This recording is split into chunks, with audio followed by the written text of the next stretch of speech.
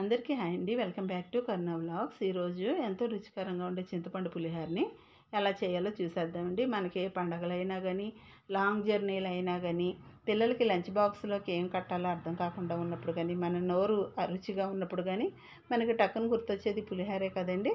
ఈ రుచికరమైన పులిహోరని నేనైతే ఇలాగే చేస్తానండి. మీరు కూడా ట్రై చేసి చూడండి. నచ్చినట్లయితే నా ఛానల్ని సబ్స్క్రైబ్ చేసుకోండి. ముందుగా రైస్ అయితే ఉడికించుకొని ఒక వేరొక గిన్నెలోకి తీసి దానిలో కొంచెం ఆయిల్, పసుపు వేసి చల్లారబెట్టుకున్నానండి. ఆయిల్ వేయటం వల్ల మెతుకు పొడి పొడిలాడుతూ ఉంటుంది అనమాట, అతుక్కోకుండా. ఇప్పుడు స్టవ్ వెలిగించుకొని బాండీ పెట్టుకొని ఆయిల్ అయితే కొంచెం దీనికి ఎక్కువే పడుతుందండి. ఆయిల్ ఎక్కువే వేసాను. ఆవాలు, పచ్చెనగపప్పు, పొట్టుమినపప్పు, ఎండుమిర్చి, పచ్చిమిర్చి, ఒక గుప్పుడు శనగగుళ్ళు అయితే వేసి వేయించుకున్నానండి. దీనికి పచ్చిమిర్చి, ఎండుమిర్చి అయితే ఎక్కువే పడుతుందండి. ఎక్కువ వేసుకుంటేనే రుచిగా ఉంటుందండి. ఇవన్నీ వేగిన తర్వాత జీడిపప్పు ఆఖరగా వేసుకోండి, ముందుగా వేస్తే మాడిపోతుంది.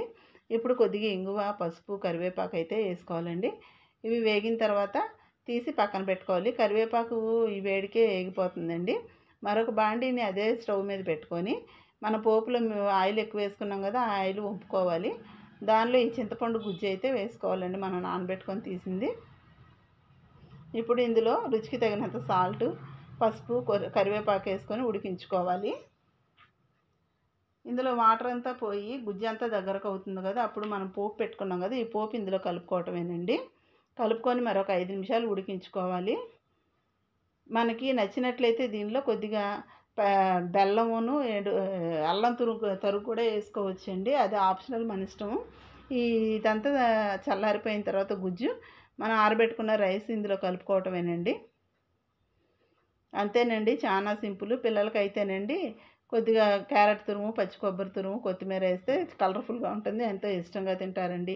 నచ్చిందండి. నచ్చినట్లయితే సబ్స్క్రైబ్ చేసుకోండి. Thanks for watching.